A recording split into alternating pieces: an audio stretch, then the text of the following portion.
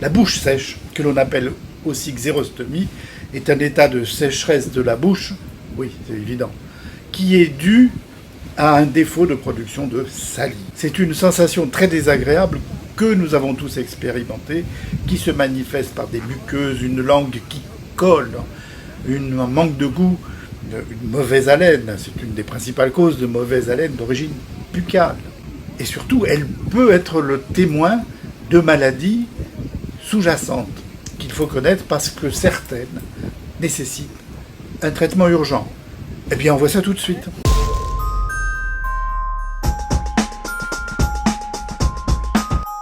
La salive est produite par des glandes salivaires. Les glandes parotides, ici, devant l'oreille, les glandes sous-maxillaires, là, et enfin les glandes sublinguales, je ne vais pas mettre le doigt dans ma bouche, sous la langue. Ces glandes salivaires peuvent produire jusqu'à 1 litre de salive par jour. À quoi sert-elle ? Le flux de la salive aide d'abord à éliminer les débris alimentaires. Elle a un rôle de protection de la cavité buccale, des gencives et des dents. Un rôle également anti-infectieux. Elle protège l'émail des dents en neutralisant l'acidité qui est induite par les aliments, notamment les fruits et légumes. Et cela permet d'éviter la formation des caries. Elle a un rôle lubrifiant des muqueuses qui va ainsi favoriser l'élocution, la parole, mais favoriser surtout la déglutition. Parce que avaler la bouche sèche, c'est pas facile. Enfin, la salive permet l'expression du goût, les bourgeons du goût. Dernier rôle de cette salive, c'est que elle commence la digestion au niveau de la bouche, parce qu'elle contient des enzymes. Et par exemple, une enzyme qui s'appelle l'amylase. L'amylase va couper les sucres complexes. Les sucres complexes sont des sucres simples qui sont collés les uns aux autres. Elle va donc couper l'amylase, ces sucres complexes, en sucres simples. Comme par exemple l'amidon qui est coupé au niveau de la bouche par l'amylase. Alors pourquoi ? C'est parce que nous ne pouvons absorber que des sucres simples, du glucose par exemple ou du fructose. Voyons d'abord la bouche sèche aiguë, isolée. Et rappelons-en les symptômes. Avoir soif, la bouche, les muqueuses de la bouche et la langue qui collent, une mauvaise haleine, une baisse du goût des aliments, des difficultés à mastiquer, difficultés à déglutir, des difficultés à avaler. Et quelquefois des problèmes d'élocution. Ce qui est assez fréquent et isolé, c'est la bouche sèche le matin au réveil parce que nous avons dormi la bouche ouverte. La bouche pâteuse. Bouche ouverte parce que le nez est bouché ou parce que, c'est exceptionnel, on a abusé, devinez, d'alcool. Si on dort toujours la bouche ouverte, il faut consulter parce que ce n'est pas normal. Le stress s'accompagne souvent d'une sensation de bouche sèche, envie de faire pipi et bouche sèche. On a tous expérimenté ça. Plus ennuyeux, c'est la déshydratation, ici de nos cellules, qui le plus souvent est due à un manque d'apport d'eau. Alors le manque d'apport d'eau, c'est fréquent, surtout chez les gens âgés, parce qu'ils perdent souvent la sensation de soif. Et si on n'a pas soif, eh bien on ne boit pas assez. Viennent ensuite les fortes chaleurs où les pertes d'eau ne sont pas compensées suffisamment. D'où une déshydratation. Eh bien la déshydratation, c'est une bouche sèche. Une bouche sèche. Et que le diagnostic est facile, chez les gens âgés, c'est en mettant le doigt dans la bouche, sous la langue, endroit qui en général reste humide.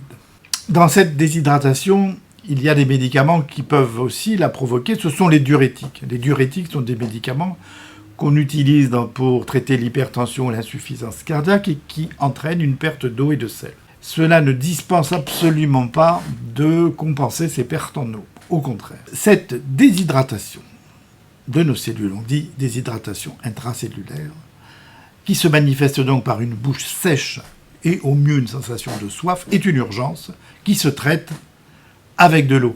C'est surtout une urgence aux âges extrêmes de la vie, chez les nouveau-nés et chez les personnes âgées. On peut aussi avoir une bouche sèche de façon chronique. Difficile à dire. bouche sèche chronique. Le vieillissement, d'abord, peut s'accompagner d'une diminution de la production de salive, qui peut être importante, mais ça n'est pas obligatoire. Certaines personnes vivent à un âge très avancé sans perte de la production salivaire. Le plus fréquent après, c'est que de très nombreux médicaments peuvent entraîner une bouche sèche. Et devant une bouche sèche qui dure, il faut regarder ce que l'on prend comme traitement. Et exceptionnellement, je dis bien exceptionnellement, regardez la notice. Parce que si vous regardez la notice, vous foutez tout à la poubelle. Pour déterminer si dans les effets secondaires, il n'y aurait pas une bouche sèche. Hormis les diurétiques que j'ai déjà cités, les médicaments les plus fréquemment en cause sont les antidépresseurs, les anxiolytiques, les sédatifs, les somnifères, tous les médicaments neuroleptiques, certains médicaments utilisés pour traiter l'hypertension. Ah, j'oublie, qu'est-ce que j'oublie ? C'est pas un médicament. J'oublie le tabac, et oui. Ensuite, des maladies chroniques vont s'accompagner au niveau des symptômes d'une bouche sèche. Il peut s'agir de ce que l'on appelle le syndrome sec, où il n'y a pas que la bouche qui est sèche, mais l'ensemble des muqueuses et l'œil. Une maladie pulmonaire s'accompagne d'une bouche sèche que l'on appelle la sarcoïdose. On peut aussi rencontrer ce trouble au cours du diabète ou lors de maladies du rein.